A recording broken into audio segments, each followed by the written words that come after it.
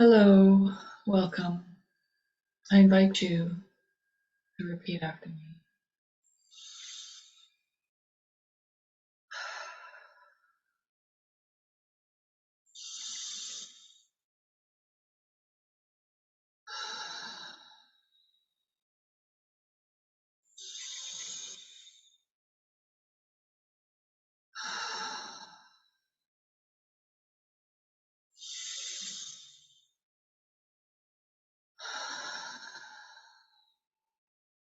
I am here to be truly helpful.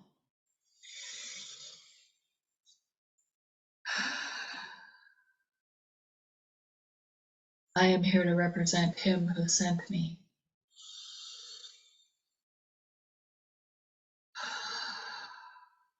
I do not need to worry about what to say or what to do.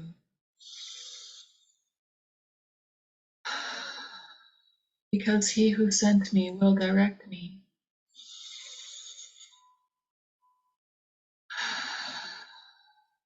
I am content to be wherever He wishes.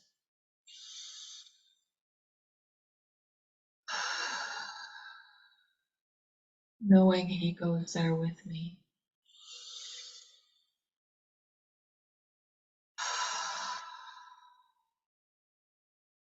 I will be healed as I let Him teach me to heal.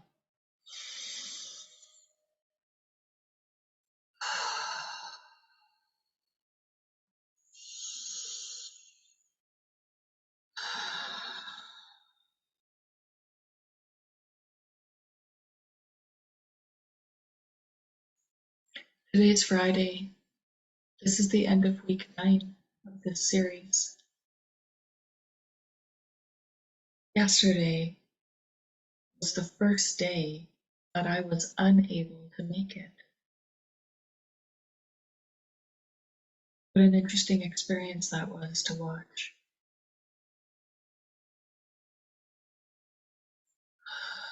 That's my job here, to watch.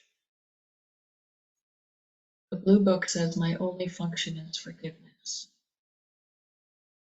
Forgiveness is still and quietly does nothing, merely looks and waits and judges not.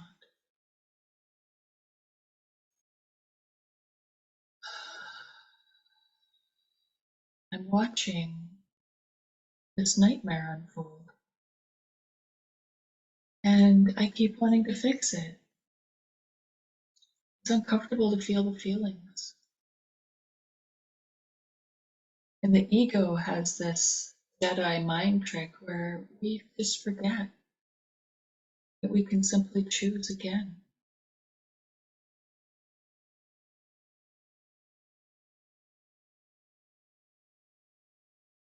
So I'm still allowing this unconscious guilt to come up. That's what's happening. I've got this unconscious guilt because I separated from God. I'm guilty about that. It feels really, really yucky. And so this is why we project it all outwardly. So understanding the process of what's going on here. This is my clarity session, the end of week 9.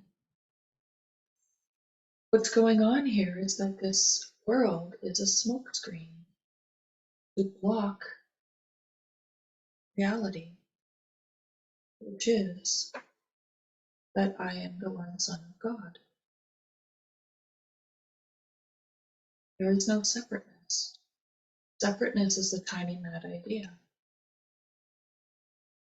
which the Son of God forgot to laugh. The golden rule of A Course in Miracles, according to Kenneth Wapnick, is do not make the error real and then try to fix it. The error is the ego, the separate part of my mind. I have a split mind. Ego, the insane voice talking to itself, the separateness. There's the Holy Spirit, the Comforter, one that remembers that we are one. There's the decision maker who gets to choose.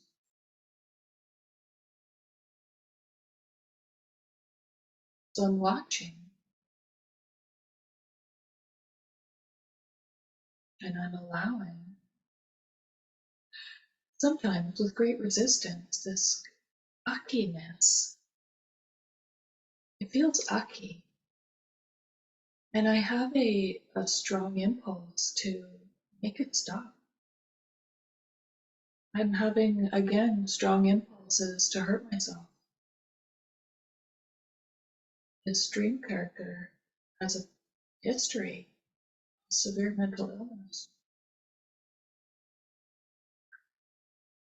And there's a lot of darkness in there, a lot of traumatic memories of the times that I did successfully hurt myself, trying to make the pain stop. Unfortunately, I just made the pain worse in the long run. So I don't do that anymore. Impulse control, my understanding that it's not going to help. So don't do that. Make it worse. So watching all of these thoughts that come with feelings, like the feelings, having a lot of feelings again, overwhelming feelings of shame that make me want to hide, curl up in a little ball, kill myself. Watching that, welcoming it, allowing it to be there is a real challenge because that's not the habit. So I'm retraining myself to do things differently.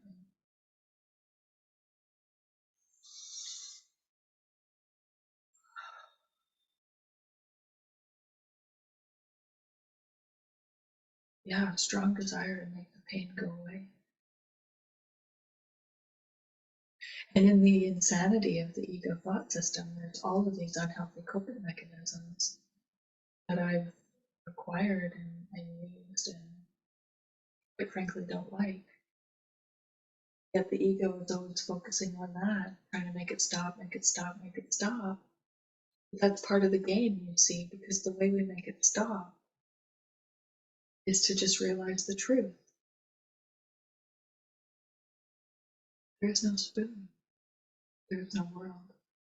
There is no body. No oneness. It's all a fucking smokescreen. So again today, watching the insanity. Have you ever just sat back and looked at what's going on around you, inside you?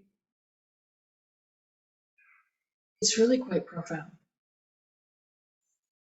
I was just speaking to my brother. He believes that the world is falling apart.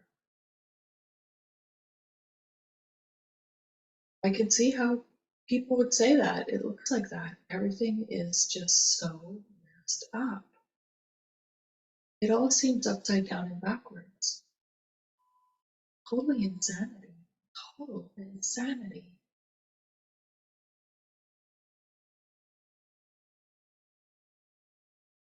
And so, yeah, I have no resistance to the idea that this place is a dream. It's a smokescreen, it's a made up world. It was over long ago, even. Big Bang split second. The tiny mad idea in which the Son of God forgot to laugh.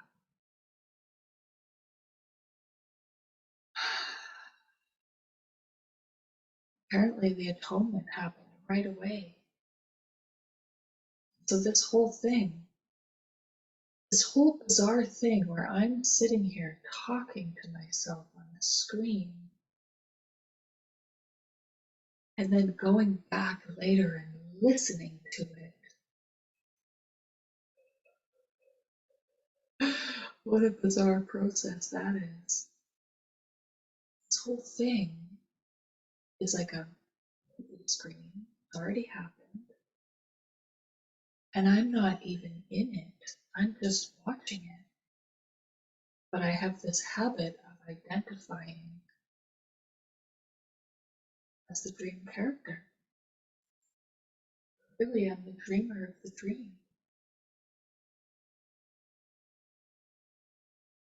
I am the guider, intending to be guided.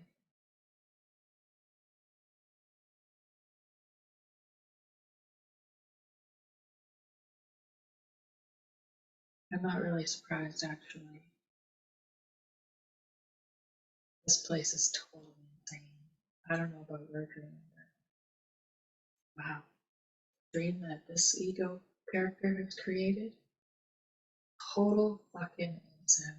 And you know, I've been saying for years, this place does not make any sense to me. It doesn't make sense. Just so much of it doesn't make sense. Of course it doesn't. It's an insane thought system that created the whole thing.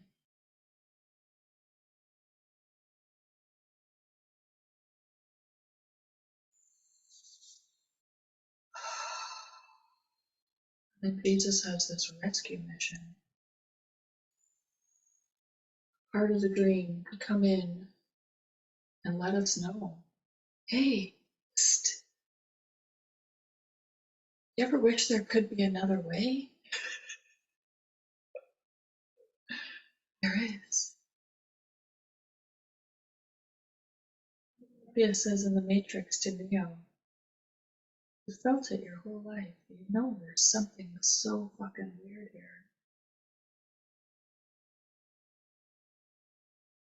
You look at it, the more bizarre it really is.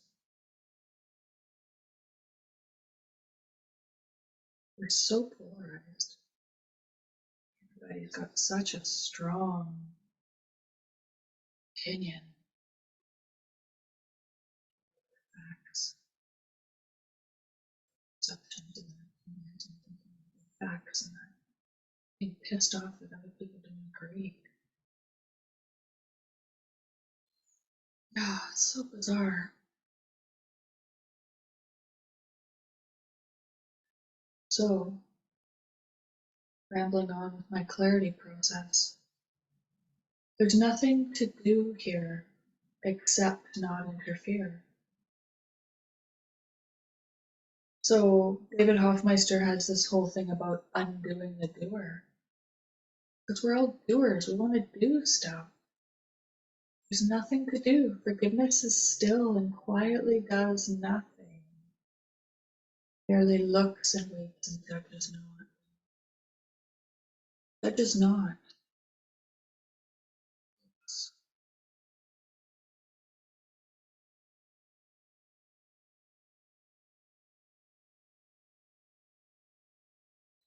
Even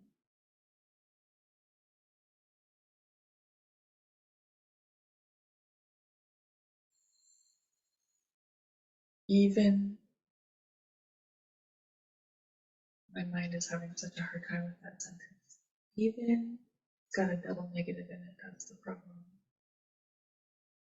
Even if something was wrong, it's not, because it's all happening for me.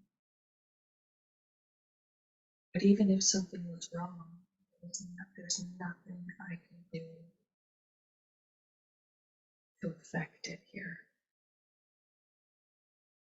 Who I am cannot be affected by images on the screen.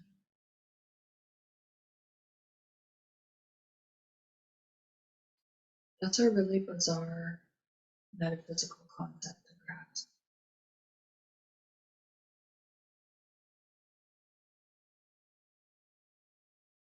There's resistance to that, of course, because the one that I'm used to identifying as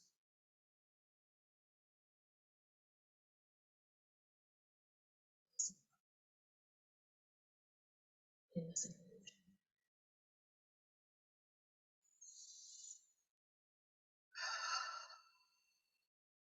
So it's a process of unwinding, undoing, just looking. And like an onion, it has layers. And it's not our job to be in peace all the time. Like I was riding that wave of inner peace for, I feel like it was a good solid 3 weeks. It wasn't pristine, perfect peace, but every time I fell out, I quickly got back in. I quickly was back in the peace. I quickly was back in the peace. And then I fell out of peace and went scrambling to fix it. And Jay keeps reminding me that there's nothing to fix. This is not something gone wrong. This all of a sudden falling, quote unquote, falling out of peace is not something that's gone wrong. I didn't even fall out of anywhere. I just had another wave of unconscious guilt come up to be healed. It's a good thing. That's the process. We allow the guilt to come up, we allow it to be washed away. And as we do that,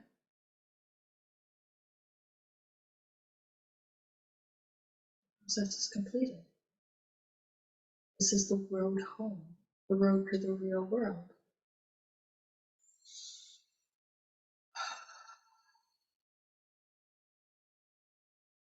It's all super bizarre. So many multifaceted parts of my mind screaming against it. I can feel the splitness of my mind because there's also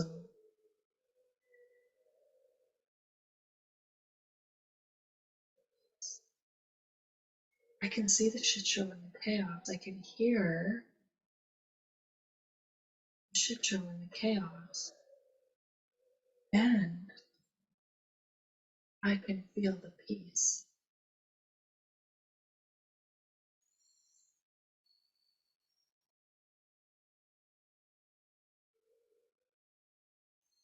Rest in God.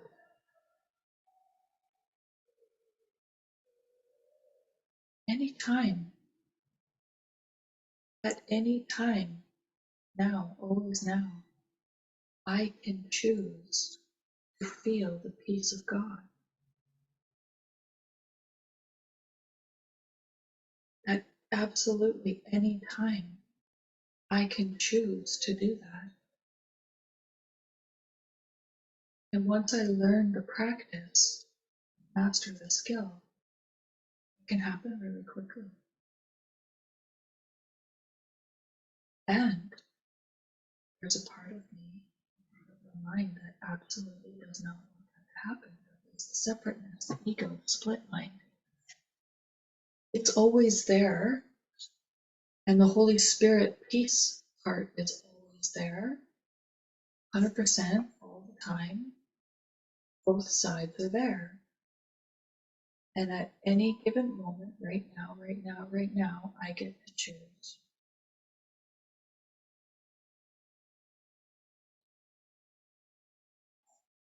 Quite often I've watched myself choosing to identify as the ego. And like I said the other day, I recognized, I admitted, I'm addicted to suffering. I'm addicted to identifying as the ego, the one that suffers. And that's okay. Can I look at that without judgment?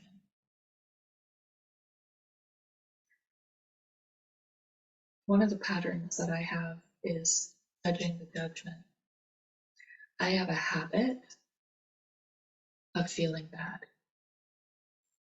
I can feel bad physically, physical pain, or I can feel bad mentally or emotionally.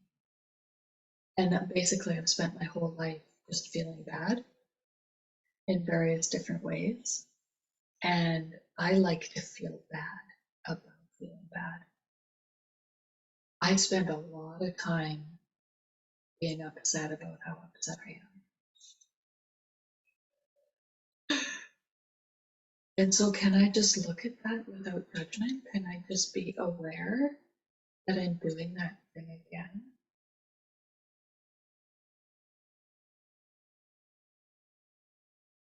That's the practice. Can I just be aware that I'm doing that thing again and not judge it? Can I be aware that I'm judging the judging again? And can I try to not judge the fact that I'm judging and judging?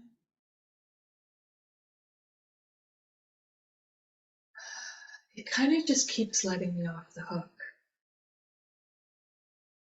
Because I put myself on the hook a lot, I beat myself up a lot of stuff on me. And this is just like, no, you can let that go. You can just give that up. Give that to God. Rest in peace.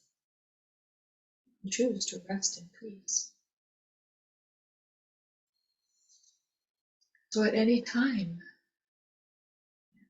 of the day, night, whatever, right now, always, I rest in God. I can choose to feel peace.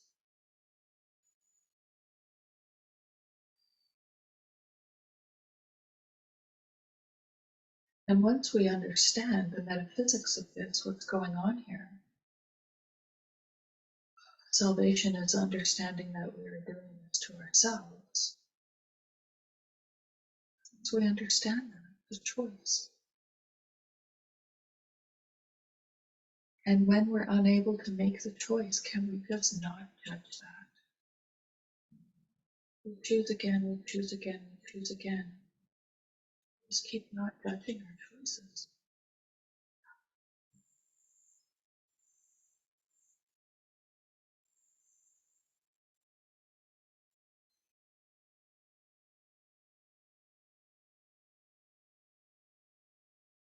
Kenneth Wapnick says the idea is to just watch yourself go about your day, knowing that it's not you, knowing that it's a dream.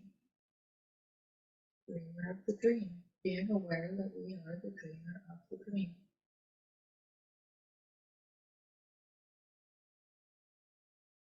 We do this with Holy Spirit, we do this with Jesus.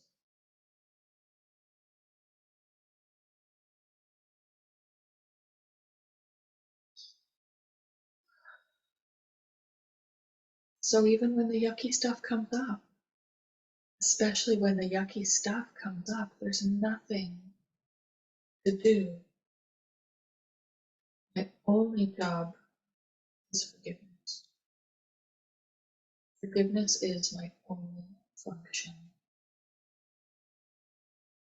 And forgiveness is still and quietly does nothing.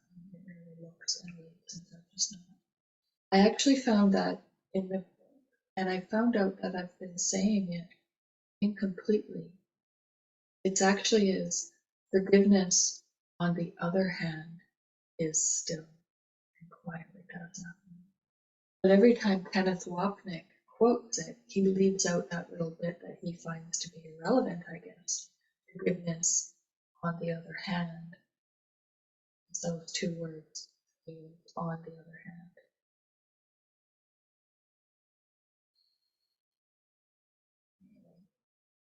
Forgiveness is my only function here. Forgiveness is still and quietly does nothing. And judges not. Therefore,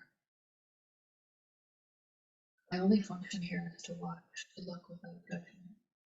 Eckhart Tolle says this. Michael Singer says this. Those are the two teachers I had before. Very specifically, exactly the same teaching. Byron Katie, similar. She asks us to just look at the ego and question it. But specifically, Eckhart Tolle and Michael Singer disidentify from ego identification. I am not this body. I am the one that is aware. Yeah. Ramblings of a transformation artist for 25 minutes. Wrapping up week 9. Things are going to change. Things are constantly changing. I don't know if anybody's listening out there.